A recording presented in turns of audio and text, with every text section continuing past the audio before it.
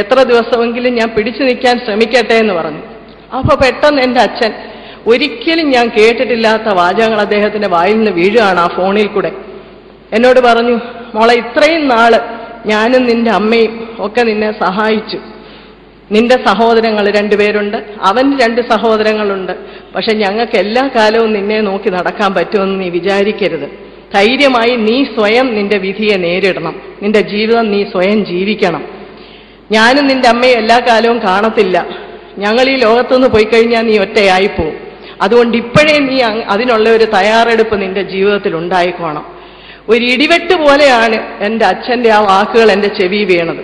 കാരണം അത്രയും നാൾ ജീവിതത്തിൻ്റെ ആ പ്രായോഗിക വശത്തെക്കുറിച്ച് ഞാൻ ചിന്തിച്ചിട്ടില്ല. എപ്പോഴും ആരെങ്കിലുമൊക്കെ എന്നെ സഹായിക്കാൻ കാണും മുമ്പോട്ട് ജീവിക്കാനെന്ന് ഞാൻ കരുതിയിരുന്നു. പക്ഷെ അവസാന നിമിഷം എൻ്റെ അച്ഛൻ അത് പറഞ്ഞപ്പോൾ എനിക്ക് മനസ്സിലായി, അങ്ങനൊരു സമയം വരും. ഞാൻ ഒറ്റയ്ക്കാവും ഈ ലോകത്തിൽ. എൻ്റെ കൊച്ചു കുഞ്ഞുങ്ങളെയും കൊണ്ട് മുമ്പോട്ട് ജീവിക്കാൻ ഞാൻ തനിയെ ആയി പോകും എന്നൊരു റിയാലിറ്റി, ഒരു സത്യം എൻ്റെ മുമ്പിൽ വന്നപ്പോൾ ഞാൻ ശരിക്കും പറഞ്ഞ ഭൂമി പിളർന്ന് താഴോട്ട് പോയിരുന്നെങ്കിൽ എന്ന് വിചാരിച്ചു പോയി. കാരണം ആത്മഹത്യ ചെയ്യാൻ പറ്റുന്നില്ല, ഡൈവോഴ്സ് ചെയ്യാൻ പറ്റുന്നില്ല, ഒന്നും എങ്ങോട്ട് ആരെ ആശ്രയിക്കാൻ പറ്റാത്ത ഒരവസ്ഥയിൽ ആ ആശുപത്രി വരാന്തയിൽ ശരിക്കും പറഞ്ഞ തളച്ചിടപ്പെട്ട പോലെ ഞാൻ നിന്നു. ആ സമയം ഒരു ശക്തി, ഇന്ന് ഞാൻ അതിനെ ഒരു ശക്തി എന്നത് എൻ്റെ കർത്താവെന്ന് വിളിക്കാൻ എനിക്കറിയാം. പക്ഷെ അന്ന് എനിക്കറിയത്തില്ല. എൻ്റെ 2 കൈകളും ആകാശത്തേക്ക് ഉയർത്തി ഞാനൊരു വിളി വിളിച്ചു. എൻ്റെ ദൈവങ്ങളെ എന്നാണ് ഞാൻ വിളിച്ചത്. കാരണം ഹിന്ദു മതം എനിക്ക് പഠിപ്പിച്ചു തന്ന 33 കോടി ദൈവങ്ങൾ തന്നെയായിരുന്നു അന്നും എൻ്റെ മനസ്സിൽ. അതിലറിയാവുന്ന ദൈവങ്ങളുടെ എല്ലാം മുഖങ്ങൾ എൻ്റെ മനസ്സിൽ കൂടെ പോയി. എൻ്റെ ദൈവങ്ങളെ, നിങ്ങളിൽ ആരെങ്കിലും എനിക്കൊന്ന് കൂട്ടുവരണം, എൻ്റെ ഈ ജീവിതം ജീവിക്കാൻ എന്നെ ഒന്ന് സഹായിക്കണം എന്നൊരു വിളി ഞാൻ എൻ്റെ ഹൃദയത്തിൽ നിന്ന്, ഹൃദയം പൊട്ടി ഞാൻ ഒരു വിളി വിളിച്ചത് ഓർമ്മയുണ്ട്. പക്ഷെ ആ വിളിക്കുമ്പോഴും എനിക്ക് അങ്ങനെ ഒരു ദൈവത്തെ പരിചയമില്ല.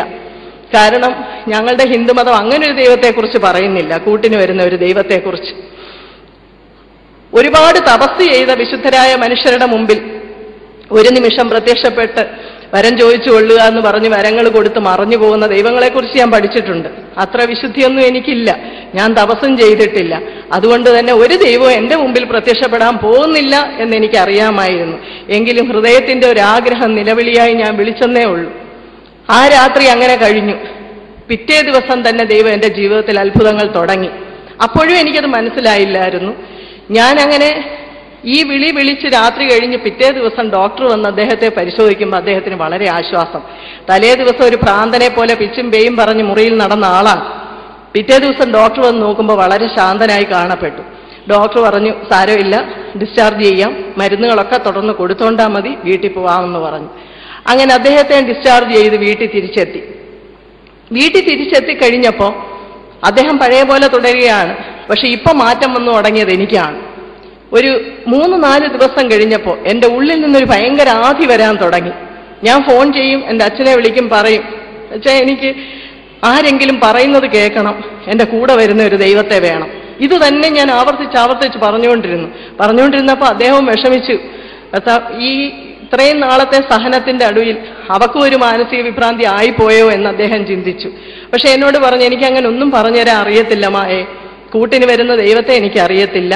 പിന്നെ ആരെങ്കിലും പറയുന്നത് കേൾക്കണമെന്ന് നീ പറയുന്നത്, നീ ഏതെങ്കിലും സ്വാമിമാരെയോ മറ്റോ കണ്ടു നോക്ക്, അവരൊക്കെ പറയുന്നത് കേൾക്കാമെന്ന് പറഞ്ഞു.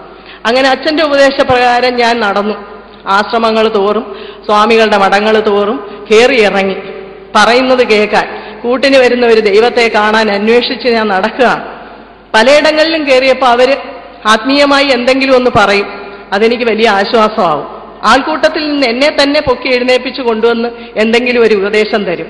അപ്പോൾ എനിക്ക് വലിയ സന്തോഷമാവും. എൻ്റെ ഹൃദയത്തിൻ്റെ വിഷമം ദൈവം അറിയുന്നുണ്ടല്ലോ. പക്ഷെ ആ ഒരു സമാധാനം താൽക്കാലികമായിരുന്നു. വീട്ടിൽ വന്നു കഴിയുമ്പോൾ വീണ്ടും എനിക്ക് ഈ ആദി തുടങ്ങും. വീണ്ടും ഞാൻ പറയും, എനിക്ക് എൻ്റെ കൂടെ വരുന്ന ദൈവത്തെ വേണം, എനിക്ക് ആരെങ്കിലും പറയുന്നത് കേൾക്കണം. ഇത് തന്നെ ഞാൻ വീണ്ടും പറഞ്ഞുകൊണ്ടിരുന്നു. അങ്ങനെ ഞാൻ ആകെ ആധി പിടിച്ചിരിക്കുന്ന സമയത്ത് അത്ഭുതം എന്ന പോലെ എൻ്റെ വിടുതലിന് വേണ്ടി ദൈവം എൻ്റെ ഒരു കൂട്ടുകാരി അയച്ചു.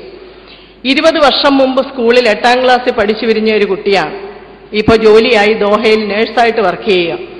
ആ കുട്ടി അവിചാരിതമായിട്ട് എൻ്റെ വീടിൻ്റെ തൊട്ടടുത്ത് ആ കുട്ടിയുടെ പേരൻസ് താമസിക്കുന്ന വീട്ടിൽ വന്നതാണ്. എന്നെ കാണാനായിട്ട് ഓടി കയറി വരുമ്പോൾ പഴയ ഞാനല്ല, ഒരുപാട് മാറിപ്പോയിരിക്കുന്നു. അപ്പൊ ഈ കുട്ടി എൻ്റെ അടുത്ത് വന്ന് ചോദിച്ചു, എന്താ മായ ഇങ്ങനെ ഇരിക്കുന്നത്, വിഷമിച്ചിരിക്കുന്നതെന്ന് ചോദിച്ചു. എനിക്കൊന്നും പറയാൻ പറ്റുന്നില്ല. അപ്പൊ അദ്ദേഹത്തിനെ കണ്ടപ്പോൾ പെട്ടെന്ന് മനസ്സിലായി എന്തോ രോഗമാണെന്നൊക്കെ. അപ്പൊ എൻ്റെ അടുത്ത് ചോദിച്ചു, എന്തോ മായയ്ക്ക് പ്രയാസം, എന്നോട് പറയാമെങ്കിൽ പറയാമെന്ന് പറഞ്ഞു. ഞാൻ അപ്പോഴാണ് പറയുന്നത്, എനിക്ക് എന്തെങ്കിലും ദൈവത്തിൻ്റെ ഒരു കാര്യം കേൾക്കാൻ, എൻ്റെ കൂട്ടിന് വരുന്ന ഒരു ദൈവത്തെ എനിക്ക് കാണാൻ, ഞാൻ അതിനുവേണ്ടി നടക്കും, അല്ലാതെ എനിക്ക് ജീവിക്കാൻ പറ്റത്തില്ല ഈ ജീവിതം എന്ന് പറഞ്ഞു. അപ്പൊ ഈ കുട്ടി പെട്ടെന്ന് എൻ്റെ അടുത്ത് പറഞ്ഞു, മായ എവിടെല്ലാം പോയി ട്രൈ ചെയ്തു ദൈവത്തിനെ കാണാൻ വേണ്ടി, ഞാനൊരു സ്ഥലം പറഞ്ഞുതരാം, അവിടെയും കൂടെ പോയി നോക്കാൻ പറഞ്ഞു. അങ്ങനെ ആ കുട്ടി പറഞ്ഞു, ഞാനൊരു ധ്യാനം കൂടി കുറച്ച് നാൾ മുമ്പ് ഡിവൈൻ റിട്രീറ്റ് സെന്ററിൽ ചാലക്കുടിക്കടുത്ത്. മായ അവിടെ ഒന്ന് പോയി നോക്ക്, ചിലപ്പോൾ മായ ഈ സൈഡ് നടക്കുന്ന അവിടെ നിന്ന് കിട്ടുമെന്ന് പറഞ്ഞു.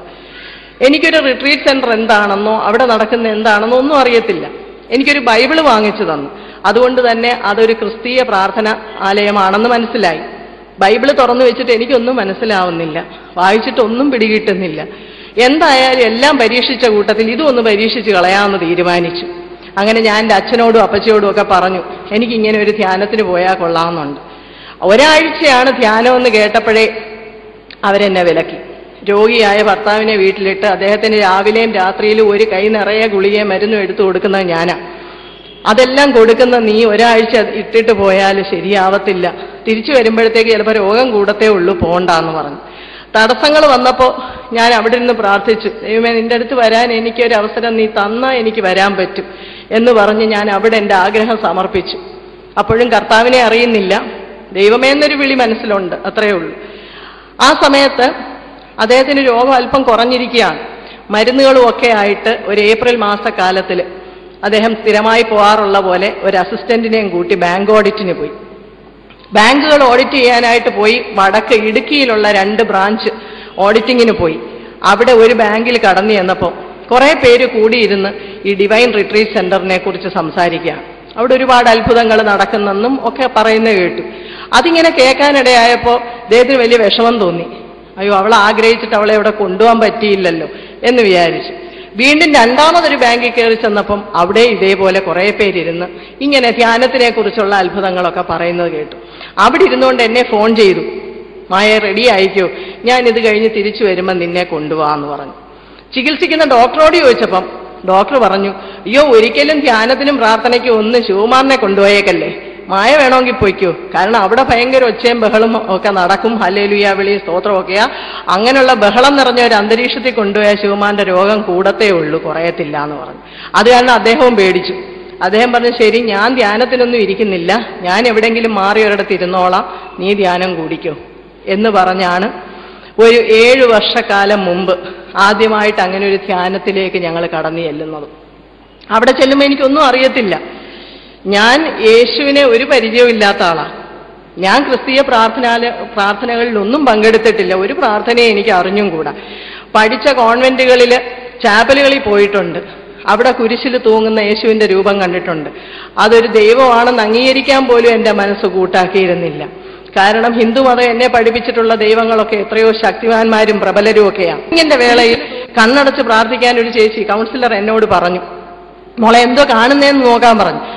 ഞാൻ കണ്ണടയ്ക്കുമ്പോൾ എന്തെങ്കിലും കാണുമെന്നൊന്നും എനിക്കറിയത്തില്ല, ഒന്നും ഞാൻ പ്രതീക്ഷിക്കുന്നില്ല. പക്ഷേ യേശുവിനോട് അടങ്ങാത്ത ഒരു ആഗ്രഹം, ഒരു സ്നേഹം എൻ്റെ ഹൃദയത്തിൽ വന്നു തുടങ്ങി.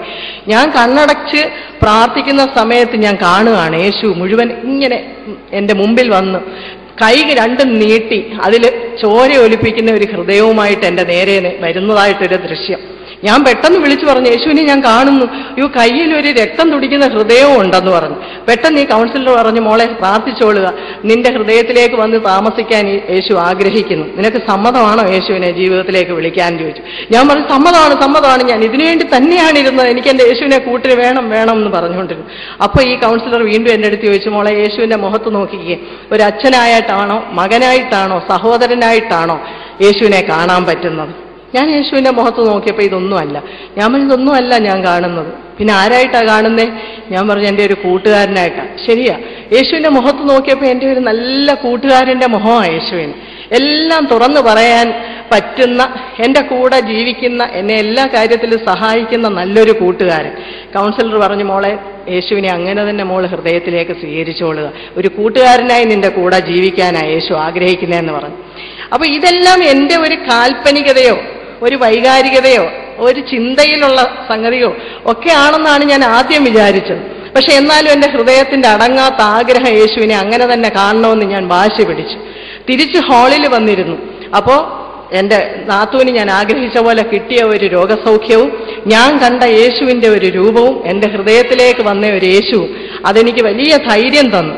ആ ധൈര്യത്തോടുകൂടി ഹാളിൽ വന്നിരിക്കുമ്പോൾ എനിക്ക് ചുറ്റുമുള്ളതെല്ലാം സ്വർഗമായിട്ട് തോന്നുകയാണ്. ഒരു വലിയ സന്തോഷം എന്നെ വന്ന് നിറയാണ്.